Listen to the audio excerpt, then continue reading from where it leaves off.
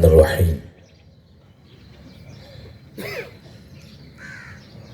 قال اللہ تعالی فی القرآن الحکیم وَكَذَلِكَ جَعَلْنَاكُمْ أُمَّةً وَسَطًا صدق اللہ مولانا العظیم اللہم صلی علی سیدنا و مولانا محمد وعلی آلہ وصحبہ وبارک وسلم الصلاۃ والسلام علیک یا سیدی یا رسول اللہ وعلی آلک واصحابک یا سیدی یا رحمت للعالمین وخاتم النبیین وشفیع المذنبین وجد الحسن والحسین والحمد للہ رب العالمین۔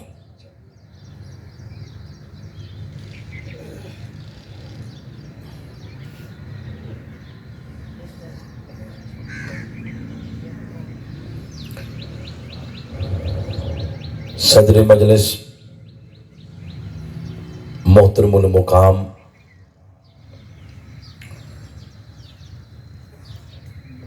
جناب محترم طاہر قیوم صاحب،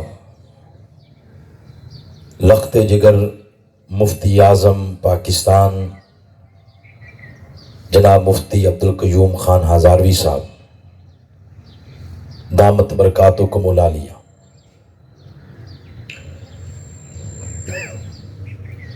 انتہائی قابل عزت محترم وسیم احمد ہمایوں صاحب، صدر تحریک منہاج القرآن ڈسٹرکٹ منڈی بہاؤالدین، محترم ساجد محمود گوندل صاحب، ناظم تحریک منہاج القرآن ڈسٹرکٹ منڈی بہاؤالدین، محترم سیف اللہ تارڑ صاحب، صدر تحریک منہاج القرآن،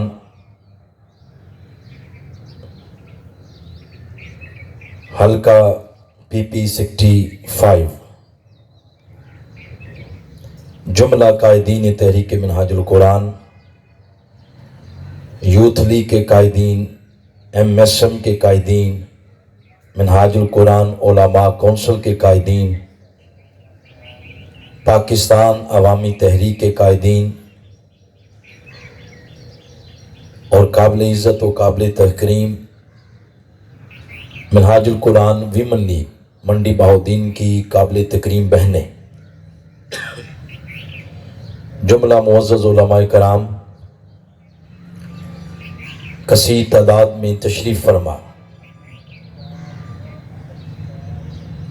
جملہ حاضرین حاضرات، سامعین سامعات اور سوشل میڈیا کے ذریعے اس پروگرام میں شامل جملہ ناظرین، آج الحمدللہ توفیق الہی سے دروس عرفان قرآن کے پہلے فیز کی آخری اور 5ویں نشست سرزمین منڈی بہاؤالدین میں ہم سب کو نصیب ہوئی ہے۔ میں 5 روزہ دروس عرفان قرآن کی شاندار عظیم الشان نشستوں کے انعقاد پہ محترم وسیم ہمایوں صاحب اور ان کی پوری ٹیم اور جملہ فورمز کے قائدین کو صمیم قلب سے اپنے قائد، اپنے شیخ الاسلام ڈاکٹر محمد طاہر القادری مدہ ذل العالی آپ کی طرف سے، اپنے مرکز کی طرف سے مبارکباد پیش کرتا ہوں۔ اللہ رب العزت کی بارگاہ میں دعا ہے جتنے احباب کی توانائیاں وہ معاشی ہیں، مالی ہیں، جسمانی ہیں، علمی ہیں، کسی بھی حوالے سے ان نشستوں کے انعقاد میں جو توانائیاں صرف ہوئیں، اللہ کریم ان کو اپنی بارگاہ میں قبول بھی فرمائے اور اپنی بارگاہ کی قربت کا نور اور آقا علیہ الصلوۃ والسلام کی توجہات کی خیرات عطا فرمائے۔ ہمارا موضوع تھوڑا لمبا ہے، بغیر کسی تاخیر کے اور بہت ساری تمہیدی باتوں میں گئے بغیر میں ایک ایک منٹ کا فائدہ اپنے موضوع کی مناسبت سے لینا چاہتا ہوں۔ آپ نے پہلے دن موضوع سماعت کیا، علامہ مسعود صاحب پہلے دن شبیر جامی عقیدہ توحید، اس کے بعد زکوٰۃ اور اس کی اہمیت، اس کے بعد امہات المومنین اور آج کی خواتین، رزق حلال اور اس کی برکات، یہ پہلے 4 دن آپ نے موضوع سماعت فرمائے۔ آج کا موضوع بڑا اہم ہے۔ آج گفتگو کا عنوان ہے معاشرتی رسوم میں افراط و تفریط۔ بالخصوص اس ضمن میں ہم 3 چیزیں لیں گے۔ ایک ہے شادی بیاہ، دوسرا ہے فوتیدگی، شکریہ، جس کو عام عرف عام میں ہم لفظ فوتگی بولتے ہیں، اور تیسرا سیگمنٹ ہوگا ہمارا وراثت پہ۔ یہ 3 چیزیں آج ہم نے تھوڑے سے ٹائم میں ڈھیر ساری باتیں کرنے کی آقا علیہ السلام کی توجہات مبارکہ کے توسل سے کوشش کرنی ہے۔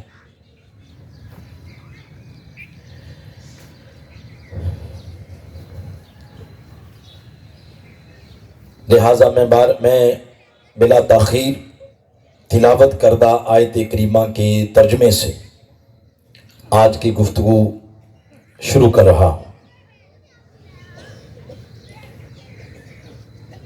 میں نے جو آیت کریمہ تلاوت کی ہے یہ سورۃ البقرہ کی آیت نمبر 143 ہے۔ اس میں اللہ کریم نے ارشاد فرمایا وَكَذَلِكَ جَعَلْنَاكُمْ أُمَّةً وَسَطًا۔ اللہ ارشاد فرما رہا ہے کہ ہم نے، اے امت مسلمہ، ہم نے تمہیں امت وسط بنایا ہے۔ اس امت کو اس عظیم و شان لقب کے ساتھ اللہ کریم نے ملقب کیا ہے۔ یہ لقب اس امت کو کسی انٹرنیشنل اسٹیبلشمنٹ میں نہیں دیا، کسی حکمران نے، کسی بادشاہ نے، کسی حکومت وقت نے یہ لقب نہیں دیا۔ اس امت کو یہ لقب اس مالک نے دیا ہے جو کل کائنات کا پالنے والا ہے۔ فرمایا جعلناکم امۃ وسطا، ہم نے تمہیں امت وسط پیدا کیا ہے، امت وسط بنایا ہے۔ حاضرین، لفظ وسط سنتے ہی ذہن کی تختی پر جو معنی ابھرتا ہے، چاہے سننے والا پڑھا لکھا ہو یا سادہ لو انسان ہو، لفظ وسط سنتے ہی جو معنی ذہن میں آتا ہے وہ ہے درمیان والی امت، امت وسط، درمیانی امت۔ حالانکہ اگر دیکھا جائے اس امت سے پہلے 1.25 لاکھ امتیں گزر گئی ہیں، اور ترتیب کے اعتبار سے اس امت کا نمبر پہلا یا کوئی درمیانی نہیں ہے، ترتیب کے اعتبار سے اس امت کا نمبر آخری ہے۔ آقا علیہ الصلوۃ والسلام آپ نبی و رسول بھی آخری، آپ کے سینے اقدس پہ اترنے والی کتاب بھی آخری، اور جس امت کی نسبت آپ کی طرف ہوئی وہ امت بھی آخری۔ نہ اس نبی کے بعد کوئی نبی آئے گا، نہ اس کتاب کے بعد کوئی کتاب، اور نہ اس امت کے بعد کوئی امت ہے۔ اگر یہ آخری امت ہے تو پھر اس کا مطلب ہے امت وسط کا جو لقب دیا گیا ہے یہ کسی اور اعتبار سے ہے۔ پھر اس کے معنی کی طرف غور کریں گے تاکہ پتہ چلے کہ اس کا اصل منصب کیا ہے اس امت کا۔ یہ جو لفظ ہے وسط، بولے ذرا سارے، وسط، اس کا ایک معنی یہ بیان کیا گیا ہے کہ وسط کا معنی ہے عدل، انصاف۔ امت وسط یعنی عدل پسند امت۔ اس کی تائید سورۃ القلم کی آیت نمبر 28 سے ہوتی ہے، جس میں اللہ کریم نے یوں ارشاد فرمایا، قال اوسطہم الم اقل لکم لولا تسبحون۔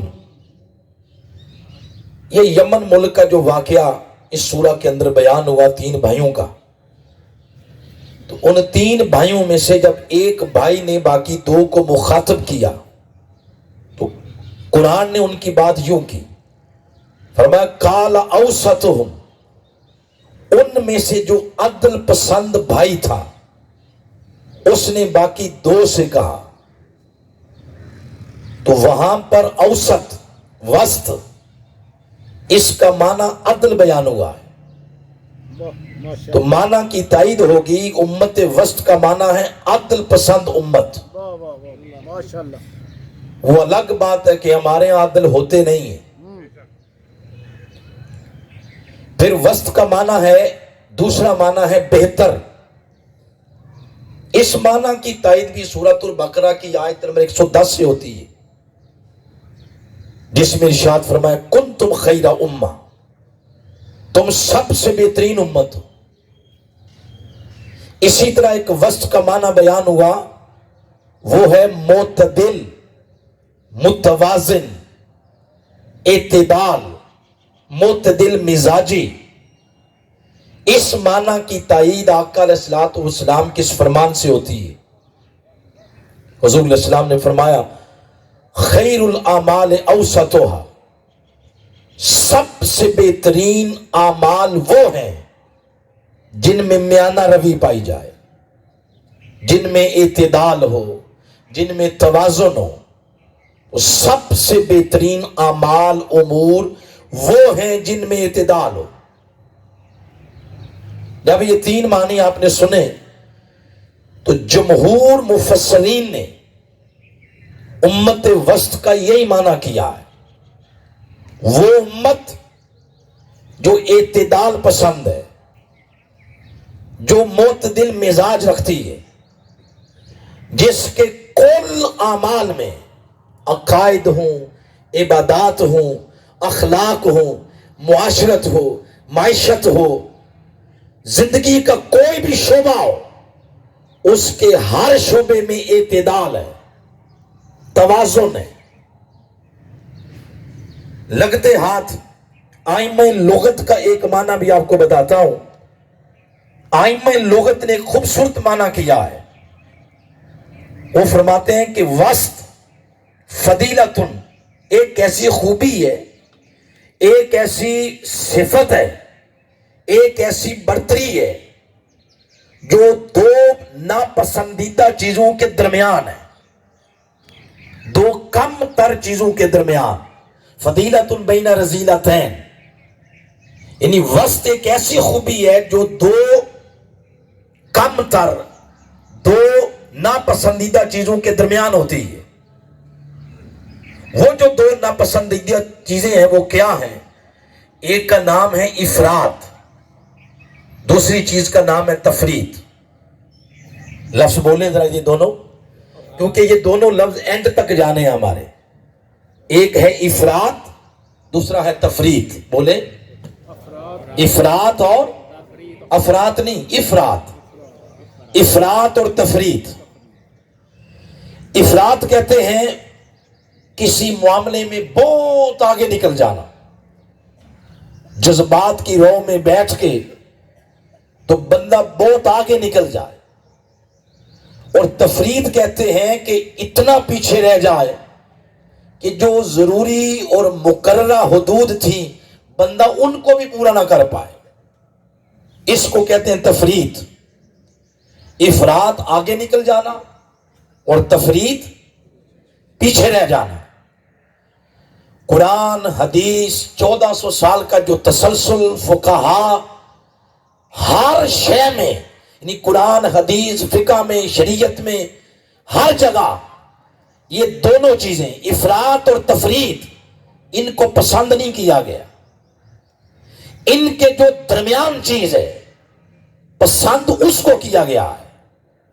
وہ ہے وسط، وہ ہے اعتدال، وہ ہے توازن، وہ ہے معتدل مزاجی، وہ ہے میانہ روی.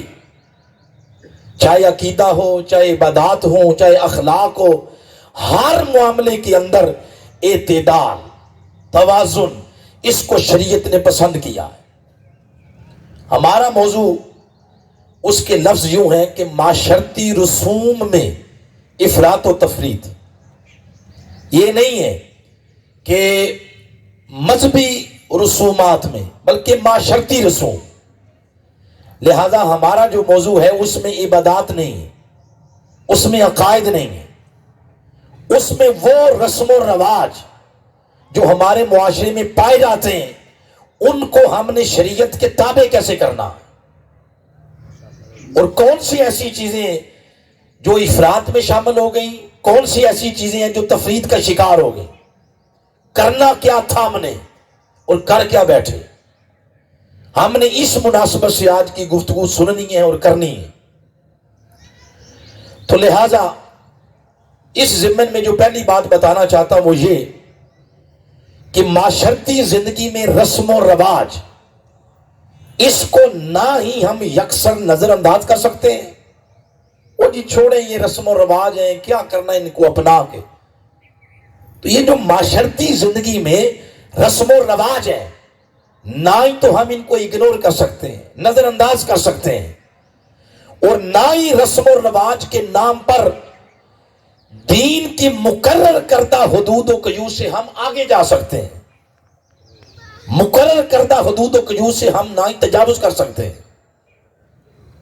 حضور نبی اکرم صلی اللہ علیہ وسلم کے زمانے سے لے کر آج تک یہ جتنا 1400 سال کا زمانہ ہے، آقا علیہ السلام، صحابہ کرام، تابعین اور پھر قانون ساز ادارے. قانون ساز اداروں سے مراد اس ملک کے ادارے نہیں ہیں. قانون ساز اداروں سے مراد فقہا ہیں، جن میں ایک ادارے کا نام ہے احناف، ایک کا نام حنابلہ، ایک کا نام شوافع، ایک کا نام مالکیہ. یہ جتنے قانون ساز ادارے ہیں انہوں نے جب بھی قرآن و حدیث کی روشنی میں کوئی قانون بنایا تو معاشرے کے رسم و رواج کو سامنے رکھ کے قانون سازی کی. کبھی ایسا نہیں ہوا کہ ان قانون ساز اداروں نے رسم و رواج کو سائڈ پہ رکھ دیا ہو، اس کو بھی لیا ہے. آقا علیہ السلام کے زمانے میں مکی زندگی ہے یا مدنی زندگی ہے، تو حضور علیہ السلام نے جب وہ رسم و رواج دیکھے جن کا اسلام کے عمومی مزاج کے ساتھ ٹکراؤ نہیں تھا تو حضور نے ان کو برقرار رکھا. اور اسلام کا عمومی مزاج کیا ہے؟ اسلام کا عمومی مزاج ہے یسرو، آسانیاں بیان کرو، ولا توسرو، تنگیاں بیان نہ کیا کرو، وبشرو، لوگوں کو خوشخبریاں سناؤ، ولا تنفرو، اور سختیاں سنا کے لوگوں کو دین سے متنفر نہ کرو. یہ اسلام کا عمومی مزاج ہے. تو جو رسم و رواج اسلام کے اس مزاج کے ساتھ ٹکراتے نہیں تھے، آقا نے ان کو برقرار رہنے دیا، واہ اور جو ٹکراتے تھے ان کو نکال دیا۔ تھوڑی بہت جن میں قباحتیں تھیں ان قباحتوں کو نکال کے اس رسم و رواج کو اپنے معاشرے کے اندر برقرار رکھا، ان کو نظر انداز نہیں کیا ہے۔ یہی وجہ ہے، اس ضمن میں آپ کو 3 مثالیں دوں گا۔ صحیح بخاری اور مسلم کی حدیث ہے، حضرت ابو سفیان رضی اللہ تعالیٰ عنہ، ان کی بیوی ہندہ بنت عتبہ وہ آقا علیہ السلام کے پاس آئی اور آ کے عرض کرتی ہے، یا رسول اللہ صلی اللہ علیہ وسلم، یہ جو میرا شوہر ہے نا ابو سفیان، یہ کنجوس بندہ ہے، میری فیملی ہے، بچے ہیں، بچیاں ہیں، گھر کے کچن کے جو معاملات ہیں، گھر کے جو اخراجات ہیں، یہ اتنے نہیں دیتا کہ جتنے اخراجات میں ایک معقول سا گزارا ہو جائے۔ تو حضور علیہ السلام نے فرمایا کہ پھر مجھ سے کیا پوچھنا چاہتی ہیں؟ تو اس نے عرض کیا، حضور میں پوچھنا یہ چاہتی ہوں کہ میں اپنے شوہر کو بتائے بغیر اس کے مال سے کوئی چیز لے سکتی ہوں؟ اس پر حضور نے فرمایا، خذی، لے لے، واہ ما یکفی کا، جتنا تو کافی سمجھتی ہے، ووالد کا بالمعروف، فرمایا جتنا عرف میں، رسم و رواج میں، معاشرے میں جتنا ایک فیملی کے اخراجات ہوتے ہیں اتنے اخراجات اپنے شوہر کے مال سے اس کو بتائے بغیر لے سکتی ہو۔ اس کی پھر آگے شرح کی علامہ ابن حجر نے، انہوں نے کہا کہ یہ جو نان نفقہ ہے، گھر کے جو اخراجات ہوتے ہیں اس کو کیا کہتے ہیں؟ نان نفقہ۔ نان نفقہ اور خرچ، یہ رواج کے مطابق شریعت نے اس کی مقدار متعین کی ہے۔ جو اس ملک میں، جو اس علاقے میں، جو اس معاشرے میں جتنا رواج پذیر ہے، تو آپ نے دیکھا آقا علیہ الصلوۃ والسلام کی زبان پاک سے یہ بات سند ہو گئی کہ جو رسم و رواج ہے اس کو آپ نظر انداز بھی نہیں کر سکتے۔ دوسری مثال اس پہ دیتا ہوں، سورۃ المائدہ کی آیت نمبر 89، اس میں یہ بات بتائی گئی، قسم کا کفارہ۔ جب کوئی بندہ قسم کھا لے، اللہ کی قسم میں یہ کروں گا، اللہ کی قسم میں یہ نہیں کروں گا، بعد میں قسم توڑنے کا موقع آ جائے تو پھر اس کا کفارہ ہے۔ کفارہ کیا بتایا؟ اطعام 10 مساکین، 10 مسکینوں کو کھانا کھلاؤ، اور جو کھانا کھلانا ہے وہ کوئی ہائی درجے کا ہو، لو درجے کا ہو، کیسا ہونا چاہیے؟ فرمایا من اوسط ما تطعمون، اوسط کا لفظ استعمال ہوا ہے، درمیانہ درجے کا۔ اب درمیانہ درجے کا کھانا ابھی بھی اس میں ابہام ہے، اس ابہام کو دور کیا امام ابو داؤد نے کثیر صحابہ کی روایت سے، تابعین سے منقول ہے۔ وہ جو اوسط کھانا ہے، میانہ، مثلا وہ درمیانہ کھانا غریب آدمی ریڑھی پہ کھڑے ہو کے نان ٹکی کھا لے، وہ سمجھے گا کہ یہ درمیانہ ہے۔ امیر بندہ جا کے 5 سٹار ہوٹل پہ کھا لے، وہ سمجھے گا یہ درمیانہ ہے۔ تو ہر ایک کا درمیانہ درمیانہ اپنا ہے۔ اس پر ان ائمہ اکرام نے یہ لکھا ہے کہ اوسط کی جو کیفیت ہے یہ مطلق ہے، ان ذالک مقدر بالعرف لا بشرع، فرمایا شرع نے اس کی مقدار متعین نہیں کی، اس زمانے میں عرف میں جو رواج پذیر درمیانہ درجے کا کھانا، اس سے مراد وہ کھانا ہوگا۔ تو میرے خیال میں یہ 2 ہی دلیلیں کافی ہیں اس بات کو ثابت کرنے کے لیے کہ ہم رسم و رواج کو یکسر نظر انداز بھی نہیں کر سکتے۔ اب اس ضمن میں آخری بات کر کے آگے چلتے ہیں۔ امام شافعی، امام احمد بن حنبل، امام اعظم ابو حنیفہ اور امام مالک، یہ چاروں امام ارشاد فرماتے ہیں لیس للمفتی ولا للقاضی ان یحکمان علی ظاہر المذاہب، فرماتے ہیں کسی مفتی قاضی کے لیے یہ جائز نہیں ہے کہ اپنے رسم و رواج کو چھوڑ کے وہ فتویٰ دے دے. رسم و رواج کو بھی دیکھنا پڑے گا. میری یہ 5-10 منٹ کی گئی گفتگو، اب اس کا رزلٹ یہ نکلا، پچھلی گفتگو کا رزلٹ نکال لیتے ہیں پھر آگے چلتے ہیں. رزلٹ یہ نکلا کہ زندگی کے ہر شعبے میں آپ رسم و رواج کو نظر انداز بھی نہیں کر سکتے، اور رسم و رواج کی آڑ میں شریعت کے حلال حرام جائز ناجائز کی حدوں کو توڑ بھی نہیں سکتے. درمیانی رستہ جس کو کہتے ہیں میانہ روی، اعتدال، توازن، ہر زندگی کے شعبے میں ہمیں وہ اپنانا پڑے گا. اب آ جائیں اپنے اس موضوع کی طرف. یہ بات ضروری تھی کرنے والی جو میں نے 5-10 منٹ کے اندر کر دی. آج جو ہمارا موضوع ہے اس موضوع کی مناسبت سے دیکھتے ہیں کہ شادی بیاہ، فوتیدگی اور وراثت، اس میں اسلام ہماری کیا رہنمائی کرتا ہے اور ہمارے رسم و رواج کیا ہیں. یاد رکھیں جو پہلا ہمارا گفتگو کا سیگمنٹ ہے شادی بیاہ. بولے کیا ہے؟ جن کی ہوئی ہے وہ تو بولے. اچھا جن کی نہیں ہوئی اب وہ بولے ذرا. برابر یہ کام. تو پہلا آ گیا شادی بیاہ. اس شادی بیاہ کی جو اصل ہے وہ ہے نکاح. بولے کیا ہے؟ نکاح. اس کی اصل قرآن سے آئی. فرمایا فَانْكِحُوا مَا طَابَ لَكُم مِّنَ النِّسَاءِ. نکاح کا حکم اللہ نے دیا ہے. کس نے دیا؟ بولے اللہ نے. اور ایسا نہیں ہے کہ یہ صرف شریعت محمدی کے اندر ہی ہے. قرآن پاک سورۃ الرعد کی آیت نمبر 38 میں فرماتا ہے وَلَقَدْ أَرْسَلْنَاكَ رُسُلًا مِّن قَبْلِكَ. فرمایا تم سے پہلے جتنے نبی آئے، جتنے رسول آئے، وَجَعَلْنَا لَهُمْ أَزْوَاجًا وَذُرِّيَّةً. ان کو بیویاں بھی دی، ان کو اولاد بھی دی. تو نکاح جب سے یہ کائنات بنی ہے اللہ کا حکم تب سے یہ جاری ہے. اور جو پہلا نکاح تھا وہ پھر جنت میں ہوا ہے. اور جب اس امت کی باری آئی تو آقا علیہ السلام نے اس عظیم عبادت کی نسبت پھر اپنی طرف کی. فرمایا النکاح من سنتی. نکاح مجھ محمد کی سنت ہے. من راغب عن سنتی فلیس منی. جس نے میری سنت سے اعراض کیا اس کا میرے ساتھ تعلق نہیں ہے. اور پھر حضور نے یوں بھی فرمایا من تزوج فقد استکمل نصف الایمان.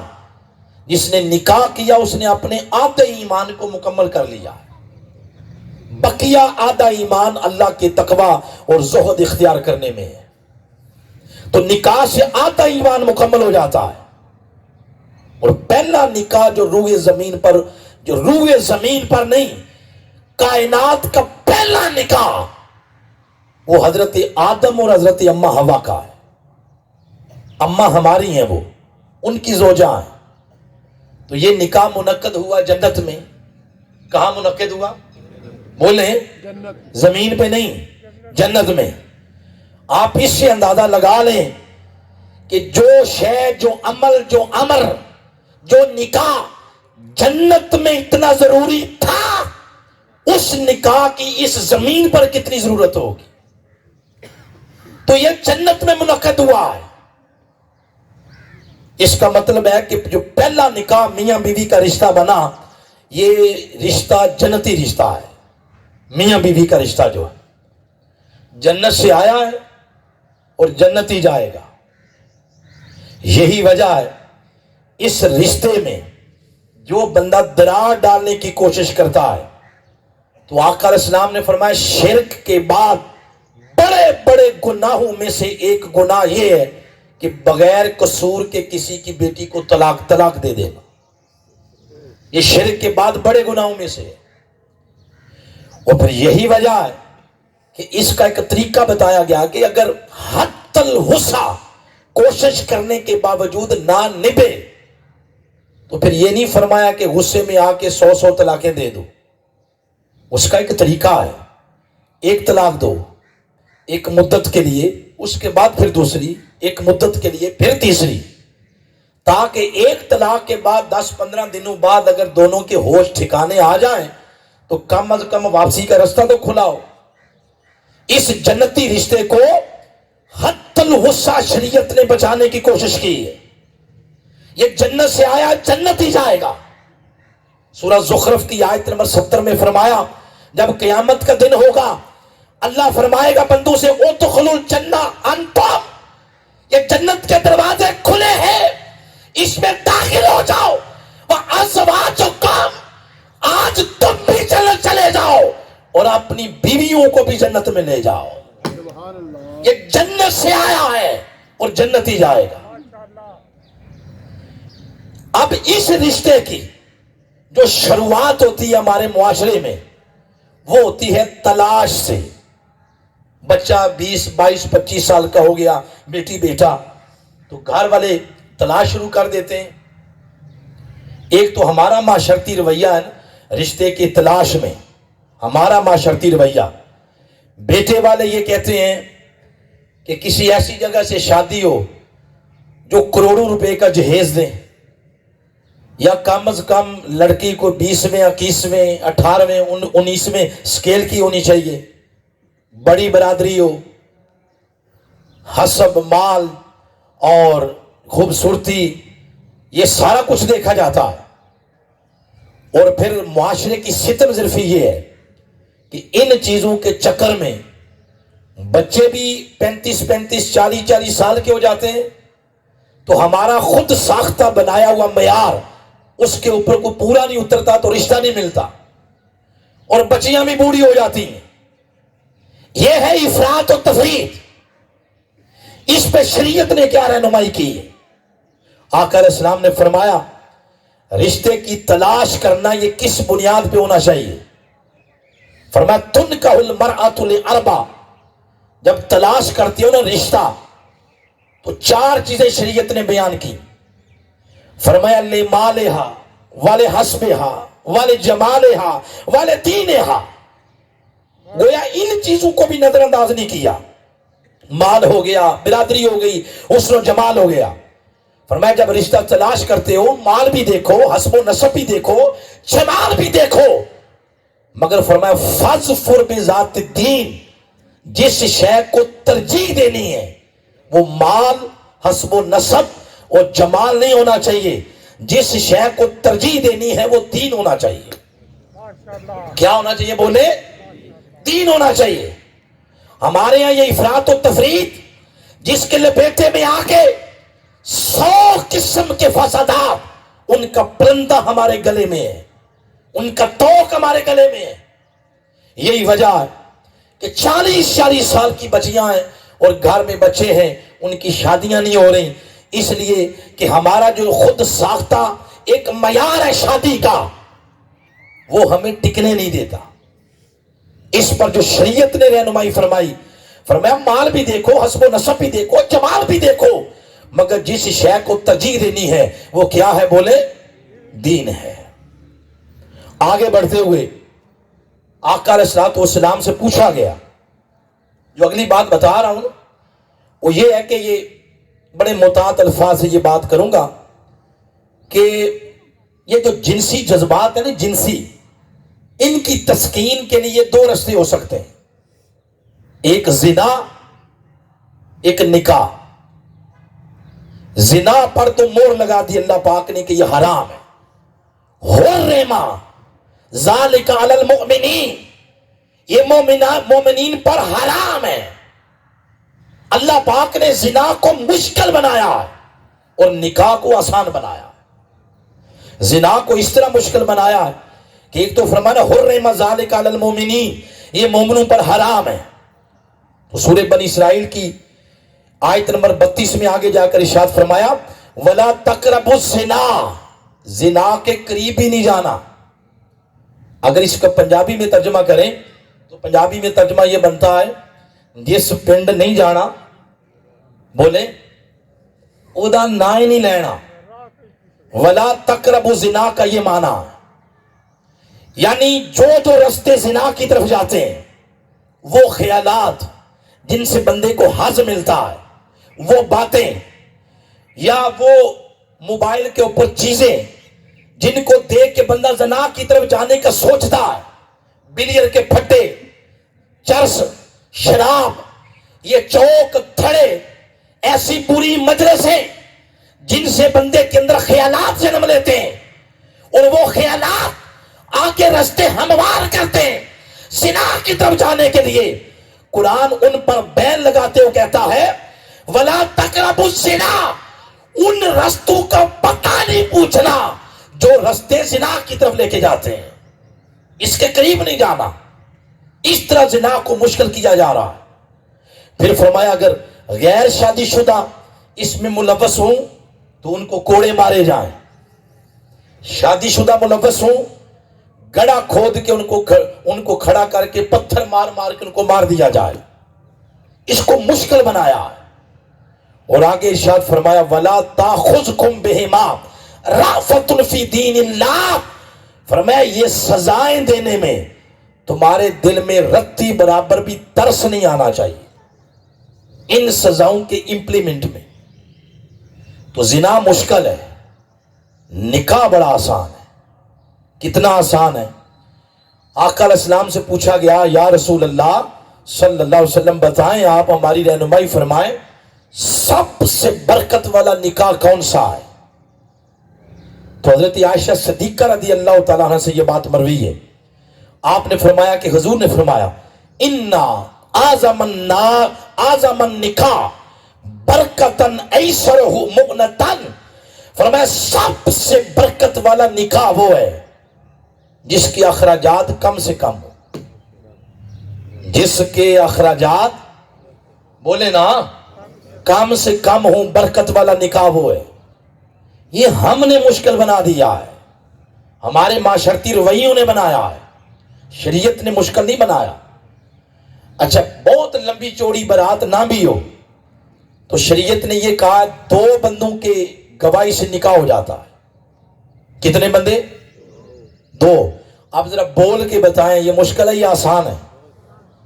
یہ جو 100 کاروں کی لمبی لائن لگی ہوتی ہے یہ ہم نے لگائی ہے، لیموزین کے بغیر دولہا سجتا ہی نہیں ہے، یہ مصیبت گلے میں ہم نے خود ڈالی ہے۔ شریعت نے کیا کہا؟ 2 گواہوں کی موجودگی میں نکاح ہو جاتا ہے۔ حضور علیہ السلام نے فرمایا جس کے اخراجات کم ہوں وہ برکت والا نکاح ہے۔ تو یہ نکاح کو شریعت نے آسان کیا ہے۔ نکاح عبادت ہے، جس طرح نماز عبادت، وہ غریب بھی پڑھ سکتا ہے امیر بھی، روزہ عبادت غریب بھی رکھتا ہے امیر بھی رکھتا ہے۔ اگر نکاح ہوتا مشکل تو پھر غریبوں کے لیے تو پرابلم ہو جاتی۔ تو جس طرح نماز آسان، روزہ آسان، اسی طرح نکاح بھی آسان ہے۔ اور جو چیز مشکل تھی نا وہ خود اللہ نے بیان کر دی، وہ ہے حج۔ حج فرض ہے، جس طرح نماز فرض، روزہ فرض، زکوٰۃ فرض، اسی طرح حج فرض ہے، مگر فرمایا ان پر فرض ہے جو اس کی استطاعت رکھتے ہیں۔ باقی نماز بھی آسان، غریب بھی پڑھے امیر بھی پڑھے، روزہ بھی آسان، غریب بھی رکھے امیر بھی رکھے، اسی طرح نکاح بھی آسان، غریب بھی کر سکتا ہے اور امیر بھی کر سکتا ہے۔ عہد رسالت مآب صلی اللہ علیہ وآلہ وسلم میں نکاح کتنے آسان تھے، اس پہ 2 مثالیں دیتا ہوں آپ کو۔ آقا علیہ السلام کی بارگاہ میں ایک سائڈ پہ مرد بیٹھے تھے میل اور دوسری سائڈ پہ فیمیل۔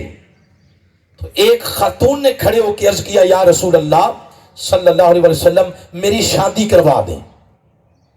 ایک صحابی کھڑے ہو گئے، انہوں نے عرض کیا حضور میری کروا دیں ان سے۔ تو حضور علیہ السلام نے پوچھا کہ تیری جیب میں کچھ ہے جس کے عوض میں تیرا نکاح سے کرواؤں؟ اس نے عرض کیا حضور جیب تو کیا میرے گھر میں بھی کچھ نہیں ہے، میں خالی ہاتھ ہوں۔ آقا علیہ السلام نے فرمایا گھر میں کچھ نہ کچھ تو ہوگا نا؟ اس نے عرض کیا حضور کچھ بھی نہیں۔ فرمایا جاؤ گھر تو جاؤ، ہو سکتا ہے کچھ شے مل جائے۔ وہ گھر چلا گیا، جب مڑ واپس آیا تو خالی ہاتھ۔ اس نے عرض کیا حضور میں تو پہلے ہی عرض کر چکا تھا کہ میرے پاس کچھ بھی نہیں ہے۔ آقا علیہ السلام نے اس پر فرمایا چلو سونا نہ ہی صحیح، چاندی نہ ہی صحیح، کوئی لوہے کی انگوٹھی تو ہوگی نا تیرے پاس؟ اس نے عرض کیا حضور یہ بھی نہیں ہے۔ فرمایا اچھا قرآن آتا ہے؟ اس نے عرض کیا حضور آتا ہے۔ فرمایا اس کو سکھا دینا۔ اس قرآن کی تعلیم سکھانے کے عوض میں نے تیرا نکاح اسے کرا دیا۔ اتنا آسان ہے، اتنا آسان آقا علیہ الصلوۃ والسلام کے زمانے میں اور شریعت کے دامن میں ہے۔ آقا علیہ السلام اور صحابہ کرام کے زمانے میں حتیٰ کہ کوئی متعلقہ بیوہ عورت بھی اس کا تصور نہیں تھا کہ کوئی متعلقہ اور بیوہ عورت بھی گھر میں بیٹھی رہے، اس کی کوئی مثال بھی نہیں ملتی، کیونکہ نکاح بڑے آسان تھے۔ ایک عورت ہے عاتقہ بنت زید نام ہے ان کا، ان کی پہلی شادی ہوئی حضرت سیدنا صدیق اکبر کے بیٹے حضرت عبداللہ سے، وہ غزوہ طائف میں شہید ہو گئے۔ ان کی دوسری شادی عدت گزرنے کے بعد زید بن خطاب سے ہوئی، وہ بھی کسی جنگ میں شہید ہو گئے۔ عدت گزرنے کے بعد ان کی تیسری شادی سیدنا فاروق اعظم سے ہوئی۔ آپ جب شہید ہو گئے تو ان کی چوتھی شادی زید زبیر بن عوام سے ہوئی، وہ بھی شہید ہو گئے۔ تو ان کی آخری اور پانچویں شادی حضرت امام حسن علیہ السلام سے ہوئی۔ ہمارا ہے یہ معاشرتی رویہ، کسی کی طلاق ہو جو اس سے کوئی شادی کو نہیں کرتا، یہ ہے افراط و تفریط۔ کوئی بیوہ ہو جائے تو ساس تانے دے دے کے مار دیتی ہے کہ میرا بیٹا اس منحوس کی وجہ سے مرا ہے، یہ ہے افراط و تفریط۔ مسلم معاشرے میں تو ایسا نہیں تھا۔ ہم نے جو عادتیں، جو رسم و رواج جو اپنا لیے، ان کا شریعت کے اندر دور دور تک شائبہ نہیں ہے۔ یہ سارے فسادات ہم نے اپنے جو گلے میں ڈال لیے، یہ یا افراط ہے یا تفریط ہے۔ شریعت کا راستہ نہ افراط ہے نہ تفریط ہے۔ شریعت نے جو راستہ بتایا ہے وہ ہے میانہ روی، اعتدال، توازن ہر معاملے کے اندر۔ پھر آگے بڑھتے ہوئے جو اگلی بات کہنا چاہتا ہوں وہ ہے، آگے جو بات کرنی ہے وہ ہے کہ شادی کے 10 مختلف ناموں سے ہم نے فنکشن بنا رکھے ہیں۔ پھر تیل مہندی کے نام پہ فحاشی کا ایک طوفان بدتمیز ہے، پھر بارات کا بوجھ ہے، پھر جہیز کی ڈیمانڈ ہے، پھر اپنی چادر سے اور وسعت اپنی استحصال سے بڑھ کے ولیمہ کرنا، اور پھر ایک مووی جیسی بے حیا رسم ہے۔ یہ میں نے کچھ لمیٹڈ کر دی نا گفتگو، تاکہ بات اپنے مقررہ ٹائم کے اندر ختم ہو جائے۔ ایک ایک کو لیتے ہیں۔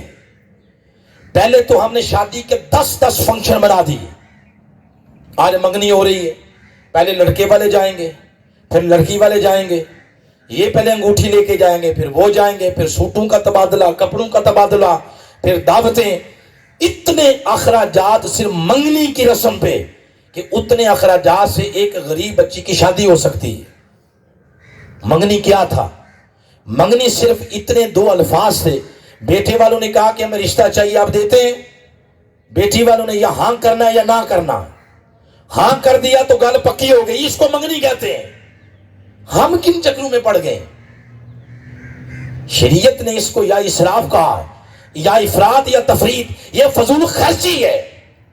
خدا را اپنے معاشرے کے غریب لوگ اور مفلوق الحال لوگ، ان کے حال پہ ترس کھاتے ہوئے معاشرے کو اس وبا سے نجات دے، اس سے نکلے، چھٹکارا پائیں، تاکہ وہ لوگ جو ان رسم و رواج کی جذباتی زنجیر میں بندھ گئے، ان کے لیے بھی نکاح جیسی آسان عبادت وہ اتنی ایزی ہو جائے کہ وہ بھی اپنے بچے اور بچیوں کے ہاتھ کسی عزت کے ساتھ پیلے کر لیں اور اگلے گھر رخصت کر دیں۔ اس کے بعد اگلی چیز آتی ہے تیل مہندی۔ سب سے بڑا طوفان بدتمیز تیل مہندی ہے۔ تیل مہندی کے نام پہ جو بے حیائی اور فحاشی پھیلائی جاتی ہے۔ آج کل تو پروفیشنل گانے والے بلائے جاتے ہیں، انڈیا کے گانے لگائے جاتے ہیں ڈیک کے اوپر، اور بچیاں ایسے لباس پہنتی ہیں کہ یہ زبان ان لباس کی منظر کشی کرنے سے بھی لرزتی ہے۔ شرم نہیں ہے، حیا کوئی نہیں ہے۔ علامہ اقبال نے ہماری اس بے دینی کی ترجمانی یوں کی۔ علامہ اقبال کہتے ہیں ہاتھ بے زور ہیں، دل الحاد سے دل خوگر ہیں، امتی باعث رسوائی پیغمبر ہیں۔ کون ہے تارک آئین رسول مختار، مصلحت وقت کی ہے کس کی عمل کا معیار، کس کی آنکھوں میں سمایا ہے شعار اغیار، ہو گئی کس کی نظر طرز سلف سے بیزار، قلب میں سوز نہیں، روح میں احساس نہیں، کچھ بھی پیغام محمد کا تمہیں احساس نہیں، شور ہے ہوگے دنیا سے مسلمان نابود، ہم یہ کہتے ہیں کہ تھے بھی کہیں مسلم موجود، وضع میں تم ہو نصارا تو تمدن میں ہنود، یہ مسلمان ہیں جنہیں دیکھ کے شرمائیں یہود۔ ہماری بے دینی کی منظر کشی علامہ اقبال نے کی ہے۔ اور پھر ہم کہتے ہیں تیل مہندی کی رسم اس طرح نہ کی تو ناک کٹ جائے گی برادری میں، تو بھئی یا ناک برادری میں رکھوا لیں یا اللہ رسول کے ہاں رکھوا لیں، ناک ایک ہی جگہ رہ سکتی ہے۔ اگر ادھر کٹوانی ہے تو ادھر رہ جائے گی، اور ادھر کٹوانی ہے تو ادھر رہ جائے گی۔ تو ویسے صحیح بات یہ ہے کہ یہ ساری افراط و تفریط ہے، یہ کٹنا کٹانا کچھ نہیں ہوتا۔ جو نئی تیل مہندی کی رسم کرتے تو کیا ان کی شادیاں کوئی نہیں ہوتی؟ اللہ ان کو بچے کوئی نہیں دیتا؟ ان کی بھی شادیاں ہوتی ہیں۔ یاد رکھیں یہ جو گھر کا سربراہ ہے، شوہر ہے یا باپ ہے، اس سے تین لوگوں کے بارے میں پوچھا جائے گا۔ بیوی سے نہیں پوچھا جائے گا، اس کے شوہر کے بارے میں کہ تیرا شوہر نماز پڑھتا تھا یا نہیں، تو نے اپنے شوہر کو کہا یا نہیں۔ بیوی سے نہیں پوچھا جائے گا، بیوی سے اولاد کے بارے میں بھی نہیں زیادہ پوچھا جائے گا۔ ہاں شوہر اس سے پوچھا جائے گا بیوی کے بارے میں، باپ اس سے پوچھا جائے گا اولاد کے بارے میں، اس سے پوچھا جائے گا اپنے بارے میں۔ جو لوگ آج شرماتے ہیں گھر میں دین داخل نہ ہو، لوگ کہیں گے کہ یہ پرانے وقتوں کے لوگ ہیں، جنت کے دروازے پہ انہیں روک لیا جائے گا۔ آج ان 3 سوالوں کا جواب دے کے جانا ہے۔ آج موقع ہے، اپنے آپ کو افراط و تفریح سے نکالو۔ اور پھر کوئی کہہ سکتا ہے کہ علامہ صاحب چلیں، وہ ڈھول ڈبکا تو نہ ہم نے اس طرح کیا، یعنی یہ جو گانے کا کلچر ہے وہ نہ اس طرح کیا، تو کیا صفیں بچھا کے بیٹھ جائیں کہ پتہ چلے گھر میں ختم چلم ہو رہا ہے؟ تو نہیں بھائی، یہ کس نے کہا ہے؟ یہ کس نے کہا ہے؟ سید عائشہ صدیقہ رضی اللہ تعالی عنہا فرماتی ہیں آقا علیہ السلام نے فرمایا اعلنوا النکاح بالدف والصوت، فرمایا نکاح کا اعلان کرو دف کے ساتھ اور خوبصورت آواز کے ساتھ، یعنی خوشی کرو، محفل نعت کر لو، آقا علیہ السلام کی نعت پڑھو، میلاد کی محفل رکھ لو، آقا علیہ السلام کی توجہ ہوگی، پورے ایونٹ کے اندر برکت ہی برکت ہو جائے گا۔ یعنی شریعت منع نہیں کرتی، مطلب یہ ہے کہ رسم و رواج کے نام پر نہ ہی آپ حلال حرام کی حدوں کو تجاوز کر سکتے ہیں، اور نہ ہی رسم و رواج کو آپ اتنا اگنور کر سکتے ہیں کہ فرق ہی نہ رہے کہ یہ فوتیدگی والا گھر ہے یا خوشی والا گھر ہے۔ درمیانی رستہ، درمیانی سے شریعت نے دیا ہے۔ اس کے آگے چلتے ہوئے جو اگلی بات کرنا چاہتا ہوں وہ ہے بارات۔ بولے کیا ہے؟ بارات۔ بارات کیا ہے؟ بارات یہ ہے کہ ایک بڑی تعداد دلہن کے گھر جاتی ہے دلہن لینے دولہے کے ساتھ، ایک بہت بڑی تعداد۔ ہمارے ہاں تو 100 گاڑیاں ہوتی ہیں، اور کوئی بندہ کہتا ہے کہ میری بارات میں اگر لوگ کم ہوئے تو ناک کٹ جائے گی برادری میں، لوگ کہیں گے کہ اس کے پیچھے کوئی ہے ہی کوئی نہیں۔ تو بس یہ دکھانے کے لیے ہم اپنے مہمان کسی اور کے سر پہ مسلط کر دیتے ہیں۔ یہ ویسے کتنی بڑی زیادتی ہے، مہمان اپنے اور لے گئے اگلے کے گھر میں کہ ان کو روٹیاں کھلائیں، کتنی بڑی زیادتی ہے۔ عہد نبوی میں شادیاں کیسی ہوتی، باراتیں کیسی ہوتی تھی؟ ایک صحابی ہیں، ان کا نام ہے حضرت عبدالرحمن بن عوف. اتنے امیر تھے کہ جب وصال ہوا تو آپ کی وراثت جب تقسیم کی گئی تو اس میں جو سونا تھا وہ کلہاڑیوں سے کاٹ کاٹ کے اولاد میں تقسیم کیا گیا. اتنے امیر، مگر بارات اتنی سادہ تھی کہ بارات میں حضور علیہ الصلوۃ والسلام بھی مدعو نہیں تھے، آپ بھی موجود نہیں تھے. بعد میں جب حضور کو پتا چلا تو آپ نے فرمایا او لم، اے عبدالرحمن بن عوف اب ولیمہ تو کرو گے نا. حضور نے فرمایا اب ولیمہ تو کرو گے نا، ولو بشاہ، فرمائے ایک بکری سے کیوں نہ کرو، ولیمہ ضرور کرنا ہے. یہ تھی عہد نبوی میں باراتیں. ہم افراط و تفریط کا شکار ہو گئے، یعنی یا بہت آگے نکل گئے یا بہت پیچھے رہ گئے. ہم شریعت کی مقرر کردہ حدود و قیود ان کے اوپر پورا نہیں اتر رہے. اس کے بعد ایک اور چیز آتی ہے جہیز.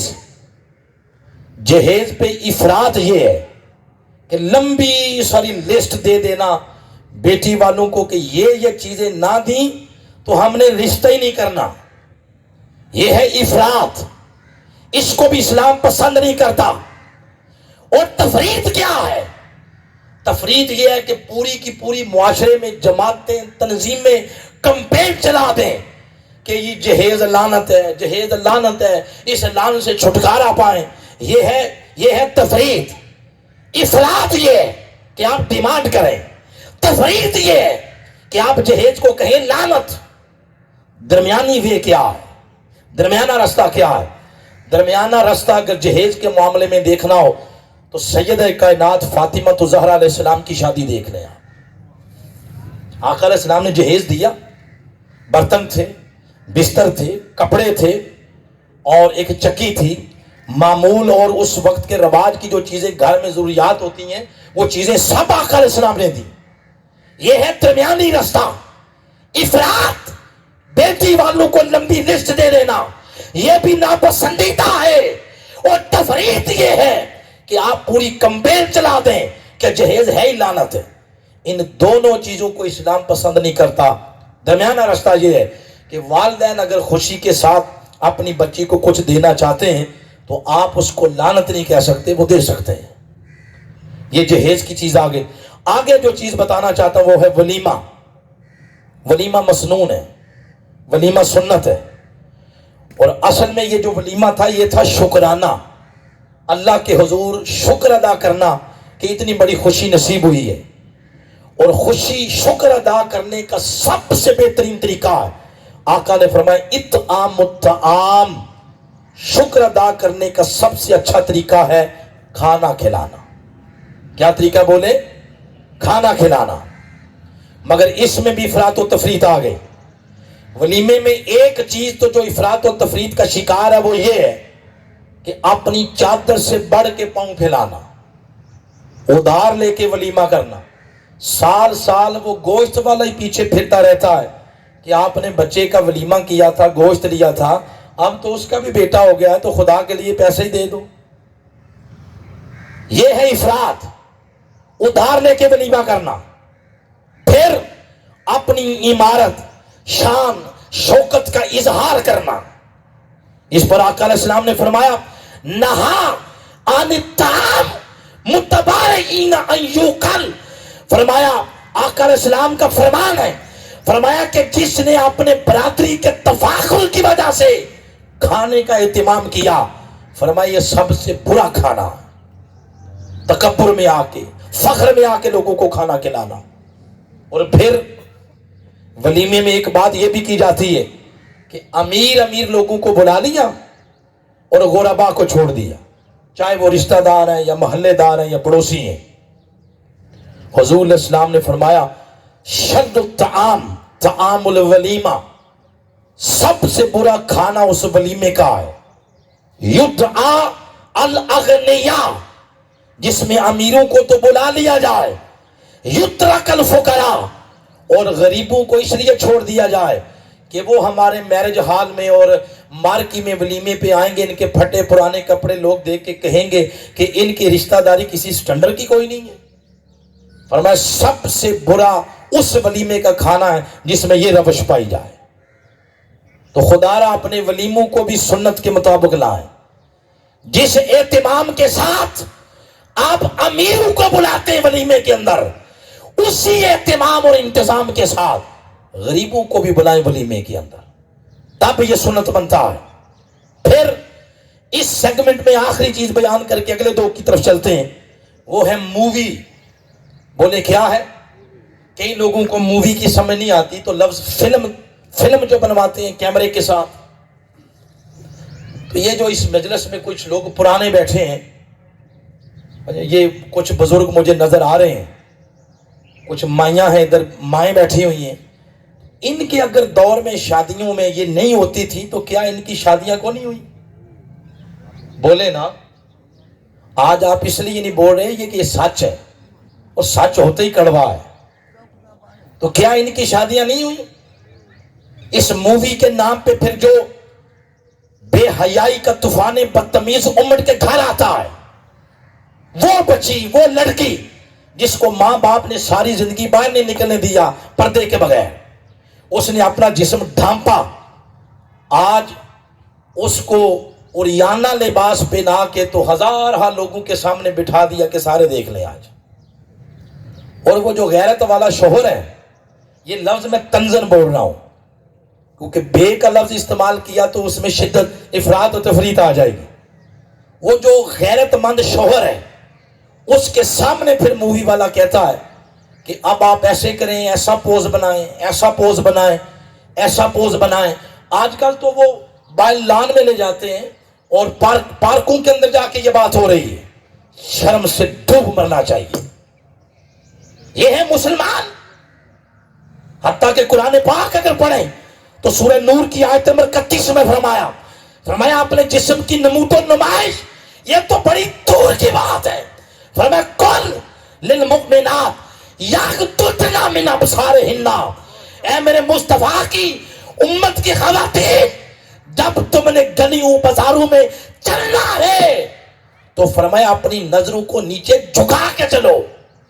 جسم کی نمائش تو بڑی دور کی بات، آنکھیں جھکانے کا حکم دیا گیا ہے.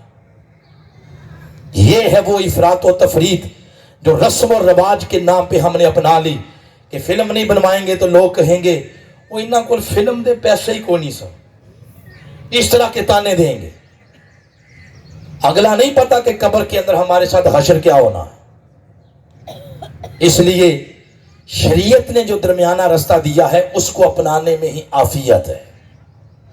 دوسرا سیگمنٹ ہم لے لیتے ہیں.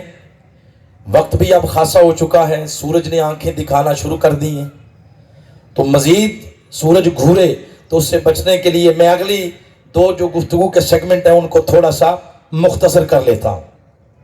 ہمارا دوسرا پوسچن ہے گفتگو کا فوتگی. بولے کیا ہے؟ پہلے میں نے لفظ بولا فوتیدگی، اصل لفظ وہی ہے. اب عرف والا لے لیتے ہیں، وہ ہے فوتگی.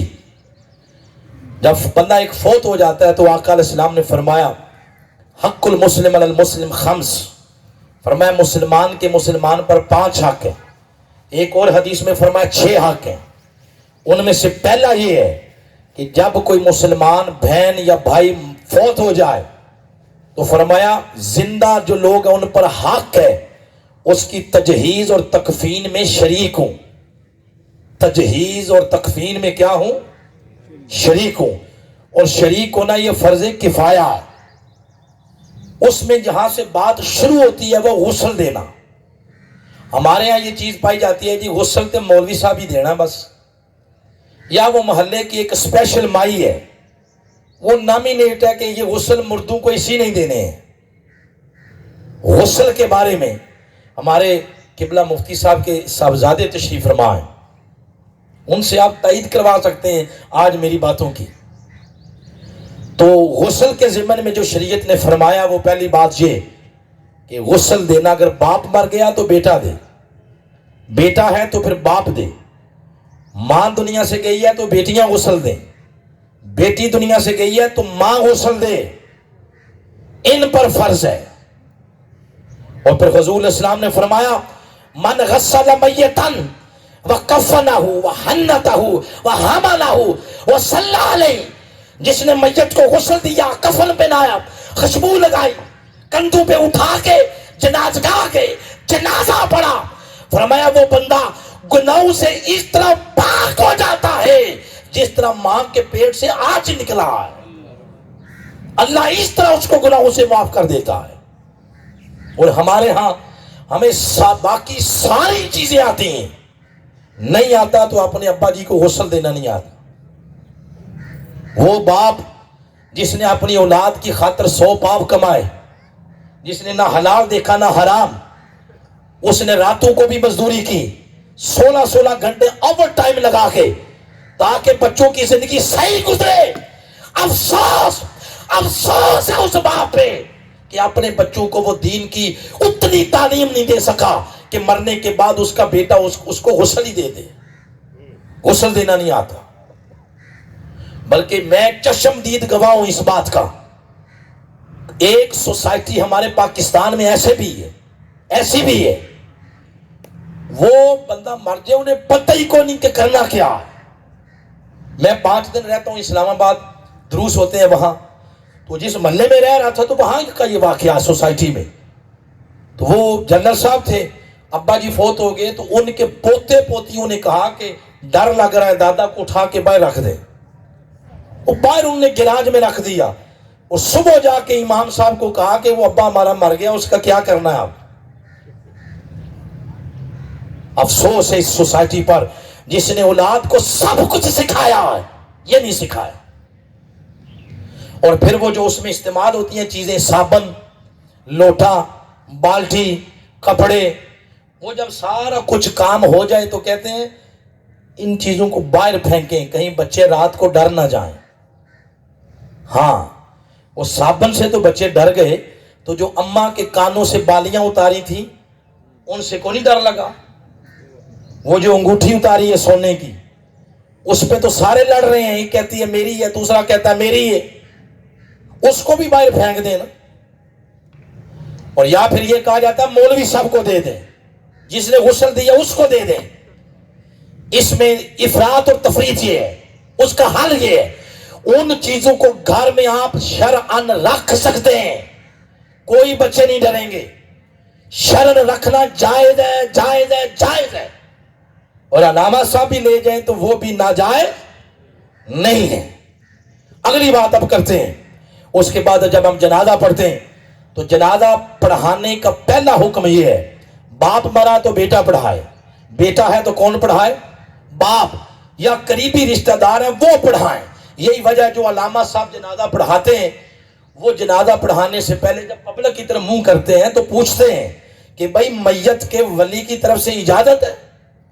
تو پہلی صف میں کھڑے لوگ کہتے ہیں جی اجازت ہے۔ اس کا مطلب یہ ہے کہ پہلا حق اس میت کا جنازہ پڑھانے کا اس کی اولاد پر، اس کے اعزہ و اقارب پہ تھا۔ اس میں ستم ظریفی یہ ہے، پڑھانا تو دور کی بات ہے نا، پڑھنا ہی کوئی نہیں آتا، اولاد کو پتہ ہی کوئی نہیں پہلی تکبیر کے اندر کیا پڑھنا ہے، دوسری کے اندر کیا پڑھنا ہے، تیسری کے اندر کیا پڑھنا ہے، چوتھی کے اندر کیا پڑھنا ہے۔ ارے باقی سب کچھ پڑھا دیا، میڈیکل کروایا، ڈاکٹر بنا دیے، انجینئر بنا دیے، آپ نے اچھا ان کو کاروبار بنا کے دیا، صرف 10 منٹ میں جو بات سکھائی جا سکتی تھی وہ نہیں سکھائی۔ آپ کے مرنے کے بعد پھر کیا توقع کرتے ہیں کہ بچے ہمارے لیے جمعرات کے دن ہاتھ اٹھا کے دعا کیا کریں گے؟ کیا توقع کرتے ہیں جن کو 2 کلی پڑھنے نہیں آتے؟ یہ ہے ہم افراط و تفریط کا۔ اس طرح ہم معاشرتی رسم و رواج میں مبتلا ہو کے تو یا افراط کا شکار ہو گئے یا تفریط کا شکار ہو گئے۔ بعد ازاں اس ضمن میں جو اگلی بات کہنا چاہتا ہوں وہ یہ، پھر جب قبر میں ہم رکھتے ہیں میت کو تو بعض علاقوں میں ہوتا ہے جی عہد نامہ ساتھ رکھ دیں، کوئی کہتا ہے سورہ یاسین رکھ دیں، تو کبھی پوچھیں تو صحیح کہ بابا کیوں رکھ رہے ہیں؟ تو آگے سے کہتے ہیں جی بخشش ہو جائے گی۔ تو ساری زندگی ہو سکتا ہے اس نے سورہ یاسین کو ہاتھ ہی نہ لگایا ہو، اب میت کے ساتھ رکھنے کا کیا فائدہ ہے؟ ساری زندگی اس نے پڑھا ہی کوئی نہیں، مسجد کا منہ نہیں دیکھا تو ساتھ آپ رکھیں سورہ یاسین اور عہد نامہ. یہ ہے افراط و تفریط. یہ ہے شریعت کی مقرر کردہ حدود سے یا آگے جانا یا پیچھے رہ جانا. لہذا ساتھ کوئی چیز نہ رکھیں. جو اس کی اپنے اعمال ہیں اس اعمال کی بنیاد پہ اللہ نے فیصلہ کرنا یا جنت یا دوزخ. اور اس کے بعد جو پیچھے سے چیز جانی ہے وہ ہے ایصال ثواب. بولے کیا ہے؟ اس میں آتی ہے 3 دن آپ میت والوں کے گھروں میں جا کے فاتحہ پڑھتے ہیں. فاتحہ، پھر کل چوتھے دن، پھر جمعرات، پھر 10واں، پھر چیلم، پھر سالانہ برسی. اس پہ ایک طبقہ ایسا ہے جس نے تفرید کا شکار ہو کے یہ کہا کہ ختم، درود، جمعرات، 10واں، چیلم، کل یہ سارا شرک ہے، بدعت ہے، حرام ہے. یہ ہے تفرید والے. انہوں نے یہ کہہ دیا کہ یہ کوئی جائز نہیں ہے، یہ سب چیزیں حرام ہیں. ان سے پوچھنا چاہیے پھر درجنوں وہ حدیثیں جو آقا سے مروی ہیں ان کو آپ کہاں رکھیں گے؟ وہ نماز کا طریقہ جس میں آپ نے پڑھا ربنا اغفر لی والدی، اس جملے کو کہاں رکھیں گے؟ وہ جو آقا سے کسی نے پوچھا حضور اپنی ماں کی طرف سے میں کنواں کھدوا دوں، اس حدیث کو کہاں رکھیں گے؟ وہ آقا علیہ السلام کی حدیث جس میں فرمایا مرنے والے کے اعمال کا سلسلہ بند مگر 3 چیزیں ایسی ہیں جن کا ثواب پیچھے سے جاتا ہے. فرمایا ایک صدقہ جاریہ، ایک علم نافع، ایک صالح اولاد. اس حدیث کو کہاں رکھیں گے آپ؟ اس پہ مزید پڑھنا چاہیں میرے قائد کی قلم سے کتاب نکلی ہے، شہکار ایک نکلا، اس کا نام ہے ایصال ثواب کی شرعی حیثیت. درجنوں آیات اور حدیث آپ نے کوٹ کی ہیں. میں تو ٹائم بچانے کے لیے وہ باتیں میں نے ساری چھوڑ دی، ان کو پڑھیں. لہذا ایصال ثواب یہ جائز ہے. ایصال ثواب بولے کیا ہے؟ جائز ہے، حق ہے، درست ہے. آپ جو نیک عمل میت کی طرف سے کریں گے اس کا ثواب اس کو قبر کے اندر ملے گا. مگر اس عمل میں افراط ہے. وہ شکل کون سی ہے افراط والی؟ وہ یہ ہے کہ مجلس تو منعقد کی کل کی، ابا جی کے لیے دعا کرنی ہے، اب اس میں 8 10 ڈشوں پر مشتمل کھانے ہو رہے ہیں. بکرا الگ پکایا جا رہا ہے، مٹن الگ پکایا جا رہا ہے. جن لوگوں کو معدے کی پرابلم ہے ان کے لیے سبزی الگ تیار ہو رہی ہے، دعوت نامے تیار کیے جا رہے ہیں. یہ ہے افراط. ادھر آپ کے والد محترم مرے ہوئے ہیں، ادھر کھانوں کی پڑی ہوئی ہے. یہ افراط ہے. پھر اس میں جو پھال رکھے، وہ جو پھال ہم رکھتے ہیں وہ مایوں صاحب، وہ اگر تھوڑا سا اماں جی کو زندگی میں کھلایا ہوتا ہو سکتا ہے وہ 5 سال اور زندہ رہ جاتے. ان کی تو خدمت ہی نہیں ہم نے کی. وہ جو پھل شام کو لاتے تھے وہ بھی چھپا کے بیوی کے لیے تاکہ اماں جی کو نہ پتا چلے. آج اماں جی دنیا سے چلی گئی ہیں، بڑے بڑے پھر کھانے تیار ہو رہے ہیں. یہ ہے افراد. اور ایک اور شکل ہے، اس میں پھر مشینیں لگتی ہیں اور کارخانے. اس کارخانے سے 1000 قرآن پاک. واہ واہ واہ واہ جی کیا بات. اس مدرسے سے آ گیا 4000 قرآن پاک، ادھر سے اتنا، ادھر سے اتنا. یہ باتیں کہاں سے ہم نے لے لی ہیں؟ سب سے بہتر دعا اور سب سے بہتر قرآن کی وہ تلاوت ہے جو گھر میں بیٹھ کے مرنے والے کی بیٹی اور بیٹے نے خود کی ہے. سب سے بہتر طریقہ یہ ہے. چاہے جائے کہ آپ پیسے دے کے لوگوں کو ہائر کریں، وہ پھر بعد میں جاتے ہوئے کہیں کہ چودھری صاحب 50,000 قرآن پاک ہو گیا جی، کیا بات ہے. یہ افراط ہے، وہ تفریط ہے. درمیانہ راستہ وہی ہے جو شریعت نے دیا ہے. اس پہ آپ مزید پڑھیں، میرے قائد کی کتاب کو لیں. اب آخری بات وہ 4-5 منٹ میں ختم کرتے ہیں. انشاءاللہ زندگی رہی تو اس موضوع پر پھر کبھی انشاءاللہ بات کریں گے. تیسری چیز ہے جو ہماری گفتگو کا حصہ، وہ ہے وراثت. بولے کیا ہے؟ بولے نا، وراثت. وراثت کیا ہے؟ جب گھر کا سربراہ والد محترم وہ دنیا سے چلے جائیں، جو کچھ مال دولت زمین دکانیں بزنس چھوڑ کے گئے وہ وراثت ہے. وہ پچھلے والوں کے لیے جو پیچھے رہ گئے، اس میں ماں باپ بھی ہیں، اس میں بیوی ہے، اس میں بیٹیاں ہیں، اس میں بیٹے ہیں، یہ ان کا حصہ ہے۔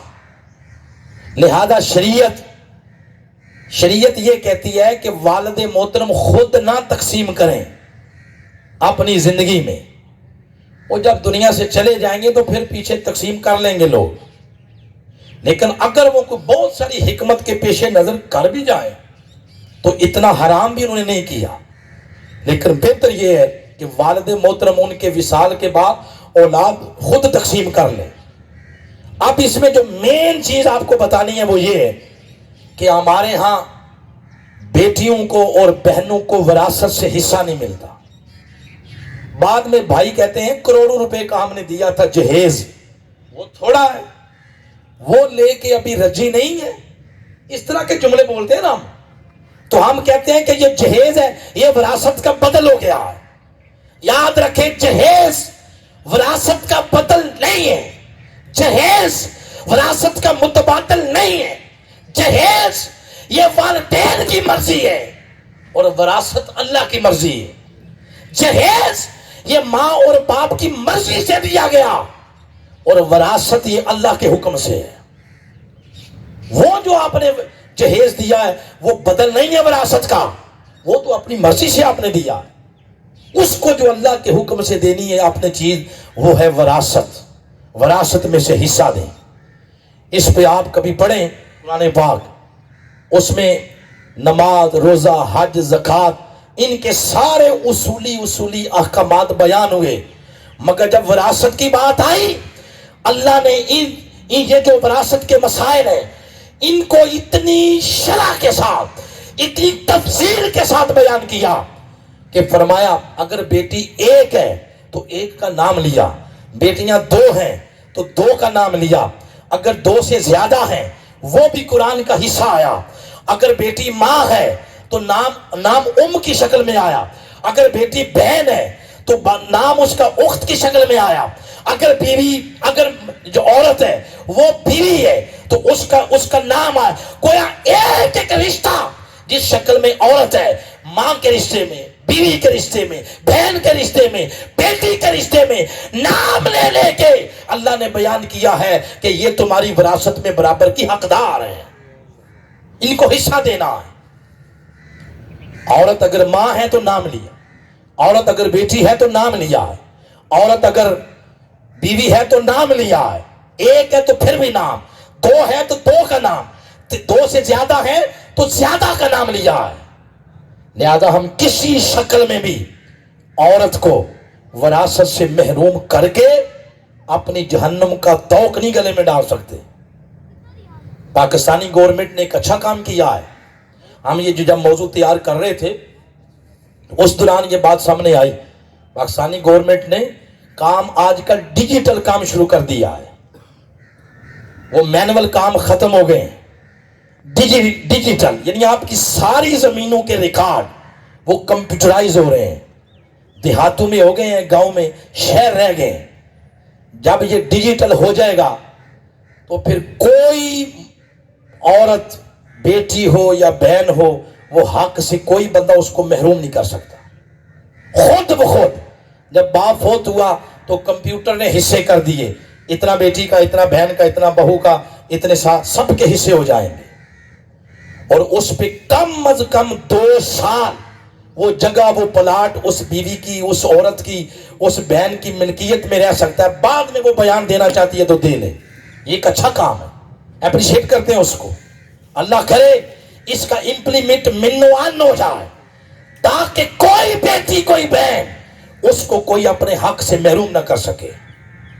حاضرین محترم، آج کے موضوع کو یہاں پر روک کر گفتگو اب ختم کرتے ہیں۔